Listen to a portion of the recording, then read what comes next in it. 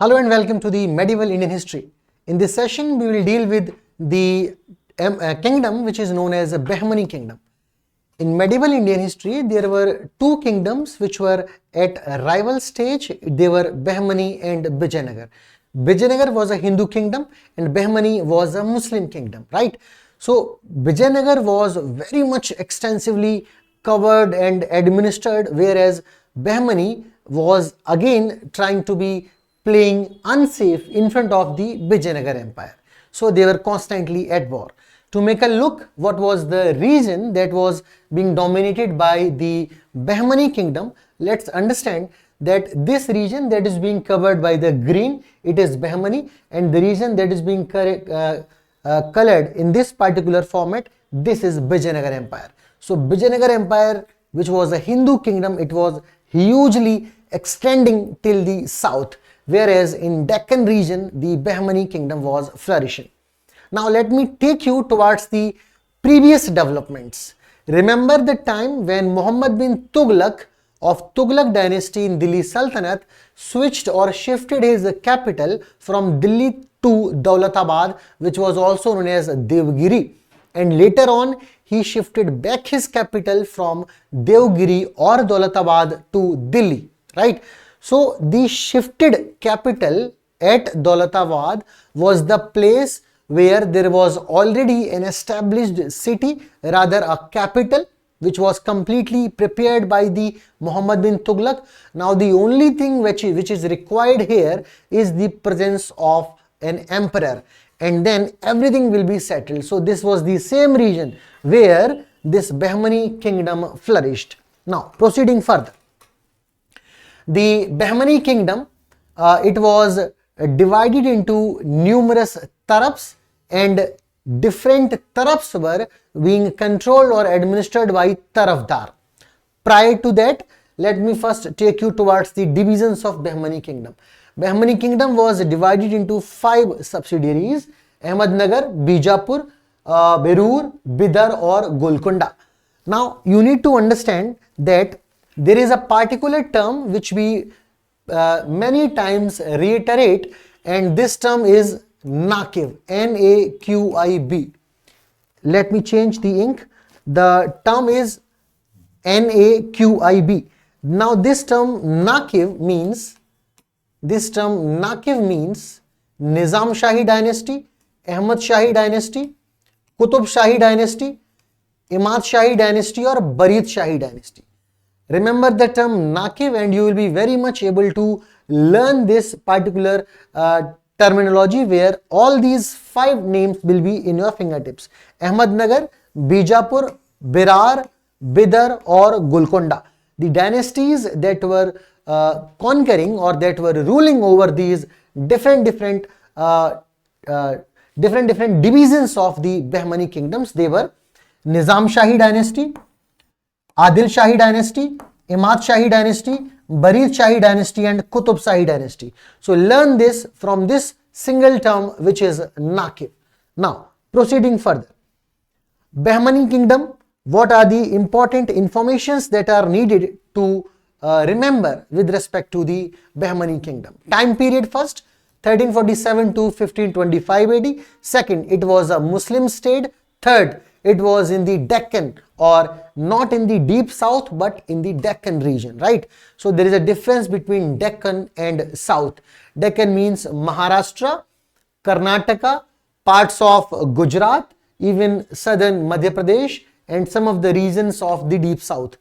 Now there were 2 different terms which you need to understand. First term is afaquis and second term is deccanis. Afaquis were the Muslims which were brought from outside India in the Behmani empire or Behmani kingdom, because Behmani kingdom was competing with the Bijayanagar, remember. So Behmani needed the Muslims, the meritorious Muslims, so they brought in the huge number of recruitments of Muslims from outside India.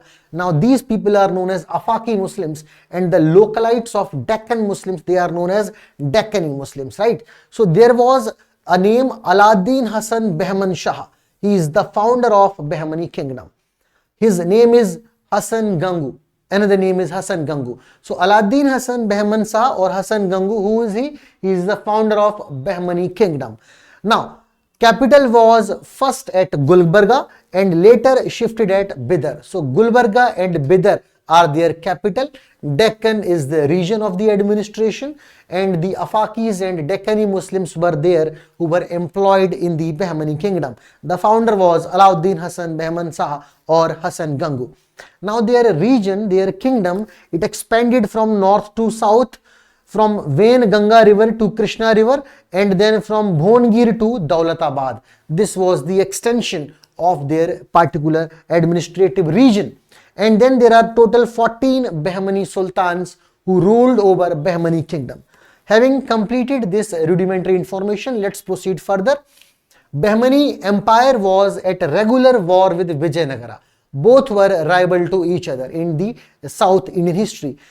The name of a particular ruler which you need to understand, that name is Mehmud Gawan. Now understand the fact that Mehmud Gawan is a afaqi. Who is he? He is an afaqi. Afaqi is matlab the Muslim from outside India.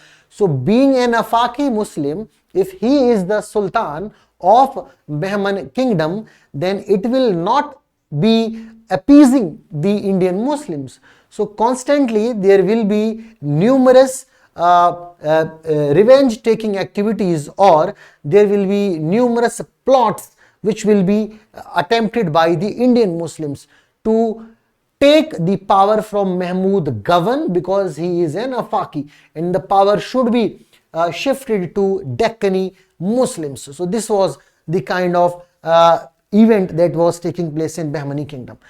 In the end, this afaqi Muslim, who was the very prominent minister of the empire, Behmani kingdom, he was killed or he was assassinated in the end after a number of plots and after a number of conspiracies that was being held.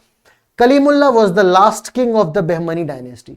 So at the administrative power of the Mehmud Gawan, this particular kingdom, Behmani kingdom, rose into excellence or its zenith.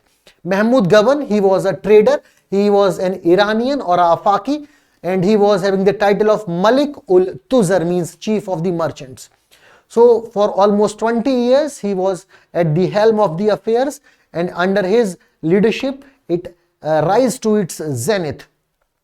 This man Gawan divided the kingdom into different taraf, and each taraf will be governed by a tarafdar, and the salary which was given to tarafdars and the officials was in Jagir. Now the Khalisa was the crown land, and then this is the time period where Gawan introduced the gunpowder was introduced by Mehmud Gawan. You will hear about gunpowder with respect to the Mysore kingdom, where we will study about the Tipu Sultan and Hyder Ali. There was also the gunpowder used, and again we will learn about them during Mughals, when Babur will be there in India, right? So let's proceed further. This is again the information that you need to understand. Tarafs were the divisions, administrative divisions, being regulated by tarafdar, and the salary was paid in the form of Jagir.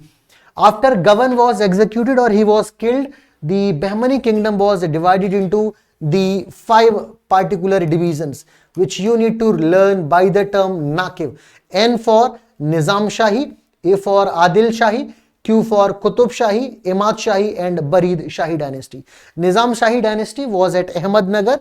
Founder was Ahmad Nizam Shah. Adil Shahi was at Bijapur. Founder was Yusuf Adil Shah. The famous Gol Gumbaz, you know, this structure, this monument Gol Gumbaz, it was built during this time period. And then Qutub Shahi dynasty, it was in Golconda. Founder was Muhammad Quli Qutub Shah. You remember Golconda fort, it was constructed during their time period. And then Charminar. So Charminar and Golconda fort, they were constructed during Qutub Shahi dynasty. Imad Shahi dynasty, it was at Birar. Founder was Fatullah Khan Imadul Mulk, right? Their capital was at Daulatabad. Barid Shahi dynasty, it was at Bidar. Founder was Ali Barid. One more piece of information you need to understand, that the Qutub Shahis, they were annexed by the Mughal ruler Aurangzeb and this Imad Shahi dynasty, it was annexed by the rulers of Ahmednagar. Barir Shahi by Bijapur. Next,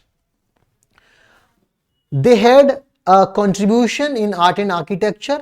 Apart from this, the other massive contributions were not as rich as Vijayanagara, but then still, when we are dealing with some contribution, this is in the form of the art and architecture, right? Gulbarga Fort, Jama Masjid, Bidar Fort, some madarsas are also there. So let me first highlight madarsas: Gulbarga Fort, Jama Masjid in Gulbarga, Bidar Fort, Gol Gumbaz. These are some of the structures, monuments, along with Dakkini, or a place in Persian as a court language, which was the language which is the court language. कौन सी language? Dakkini.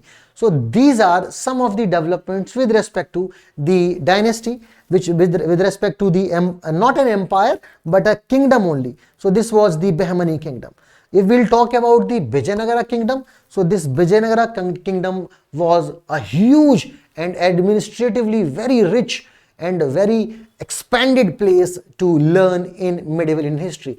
This was the sort of information with respect to Behmani kingdom. So this is one of the episodes of medieval Indian history that we covered in today's session. Thank you.